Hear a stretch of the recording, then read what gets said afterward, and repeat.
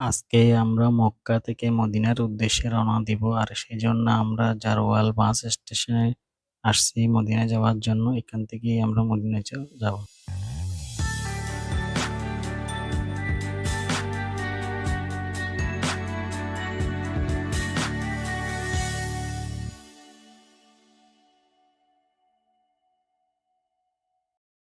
আসসালামু আলাইকুম। দীর্ঘ ১০ দিন মক্কায় থাকার পরে আজকে আমরা রওনা দিয়েছি মদিনার উদ্দেশ্যে।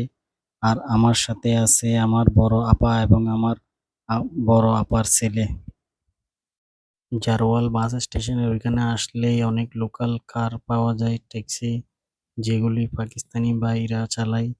ওইরকম একটা কারে করে আমরা মদিনার উদ্দেশ্যে রওনা দিই জারওয়াল বাস স্টেশন থেকে।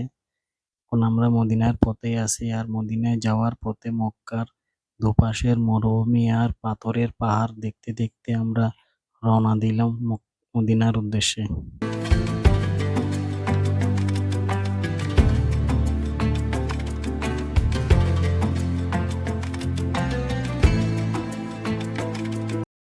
মক্কা থেকে মদিনার ডিস্টেন্স প্রায় ৪৩৪ কিলোমিটার, যা বাসে করে গেলে ৫ ঘন্টা ১০ মিনিট লাগে এবং কারে করে গেলে ৪.৫ ঘন্টা মতো যায় এবং ট্রেনে করে গেলে ২ ঘন্টা ১৫ মিনিট মতো লাগে।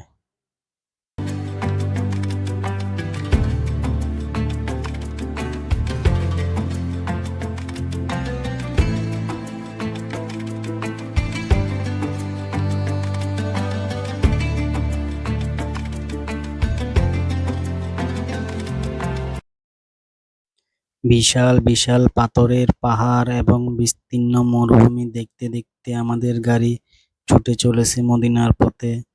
আর যাওয়ার পথে মক্কার দুপাশের সৌন্দর্য উপভোগ করতে করতে আমরা চললাম। এটা হলো লাল মাটির পাহাড়। বিশাল পাহাড় দেখতে দেখতে আমরা চলে পৌঁছে গেলাম মদিনা শহরে। মদিনা শহরে প্রবেশ করে আমরা চলে আসলাম মসজিদুল নববীর কাছাকাছি। আর দূর থেকে মসজিদুল নববীর মিনার দেখতে পাওয়া যাচ্ছে। মক্কার মসজিদুল হারাম থেকে আসরের নামাজ পড়ে আমরা মদিনার উদ্দেশ্যে রওনা দিই। আর মদিনায় এসে পৌঁছতে পৌঁছতে আমাদের এশারের নামাজের পর হয়ে যায়। আমাদের প্রাণের নবী, প্রিয় নবী হযরত মুহাম্মদ সাল্লাল্লাহু আলাইহি সাল্লাম যে শহরের বুকে শুয়ে আছে, সেই শহরে প্রবেশ করতেই মনের মধ্যে কেমন একটা শান্তি অনুভব হতে লাগলো। আর সেই মদিনা শহরের সৌন্দর্য আর প্রিয় নবীর প্রিয় শহর দেখতে দেখতে আমরা যাই আমাদের হোটেলের দিকে। এটা হচ্ছে মদিনা সরকারি গভর্নমেন্ট অফিস। আমরা চলে আসছি আমাদের হোটেলের মধ্যে। এটা হচ্ছে আমাদের হোটেলের রিসিপশন। রিসিপশনটা খুবই সুন্দর ডেকোরেট। আমার ভাগিনা রিসিপশনে কথা বলতেছে রুমের ব্যাপারে। এখন আমরা রুমের মধ্যে চলে আসছি। আপনাদেরকে হোটেলের রুমটা ঘুরে দেখাচ্ছি। এখানে আমাদের ৩ জনের জন্য ৩টা বেড। মক্কা মদিনার প্রায় সব হোটেলেই এরকম প্রতিজনের জন্য আলাদা আলাদা বেড। আর দেওয়া আছে গ্রিন টি, কফি, সুগার এবং মিনারেল ওয়াটার প্রতিজনের জন্য। এখন আমি ওয়াশরুম দেখাচ্ছি। ওয়াশরুমের মধ্যেও প্রতিজনের জন্য ৩টা শ্যাম্পু, ৩টা ব্রাশ, ৩টা শাওয়ার জেল এবং ৩টা কন্ডিশনার এবং সোপ দেওয়া আছে। হোটেলের রুমটা খুবই সুন্দর, পরিষ্কার এবং ঝকঝকে ফ্রেশ। এটা হচ্ছে হেয়ার ড্রায়ার।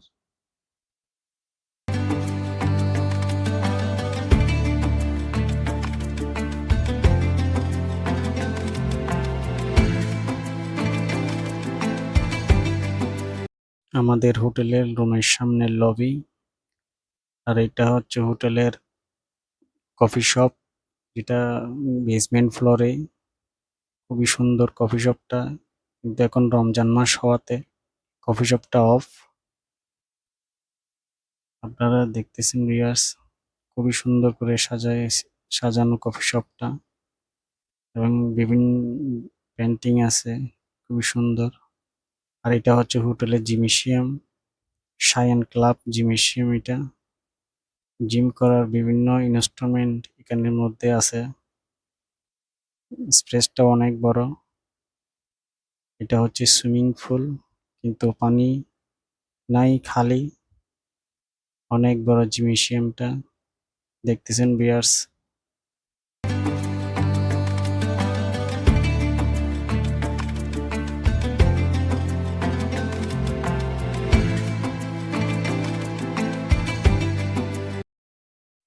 এটা হচ্ছে আমাদের হোটেল, যেটা রাতে অন্ধকারে ভালো করে দেখানো সম্ভব হয় নাই, তাই সকালে বাইর হয়েছি হোটেলের আশেপাশের এরিয়াটা ঘুরে দেখতে।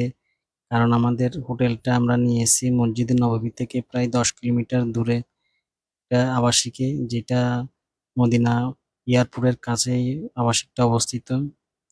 খুবই নিরিবিলি এবং শান্ত পরিবেশ, তেমন লোকজন নাই বললেই চলে। আর এটা হচ্ছে মসজিদ, এটা হোটেলের অপোজিট পাশেই অবস্থিত সোসাইটিতে।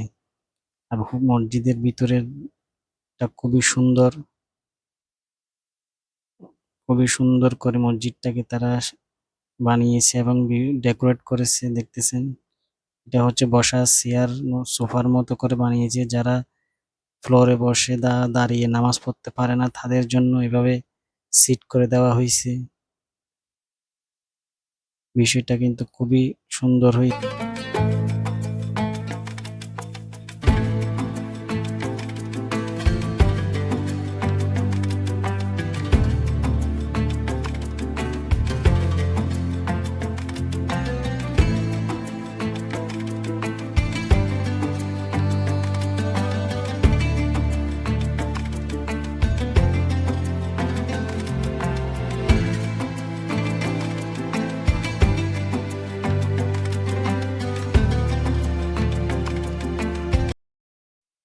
এটা মাংসের দোকান।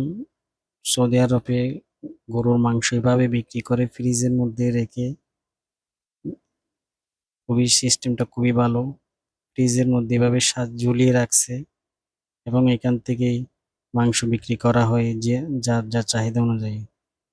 আমাদের হোটেলটা বলছিলাম না, আমাদের মদিনা এয়ারপোর্টের পাশে, তাই প্রায় বিমান ল্যান্ড করে এদিক দিয়ে, তাই সবসময় বিমান ল্যান্ড করতে দেখা যায়। 2 দিন থাকার পরে আমরা চলে যাচ্ছি মসজিদের নববীর কাছাকাছি। দূর থেকে দেখা যাচ্ছে সৌদি আরবের ন্যাশনাল ফ্ল্যাগ। আর মদিনা শহরটাকেই দেখতেছেন ভিউয়ার্স।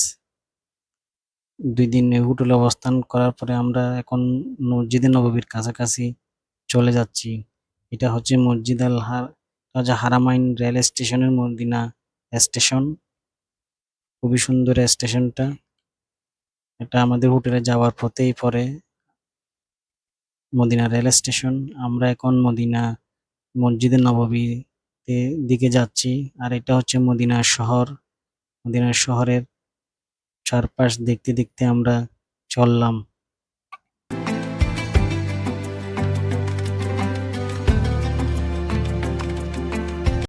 চলে আসছি মসজিদে নববীর কাছাকাছি এবং মসজিদে নববীতে।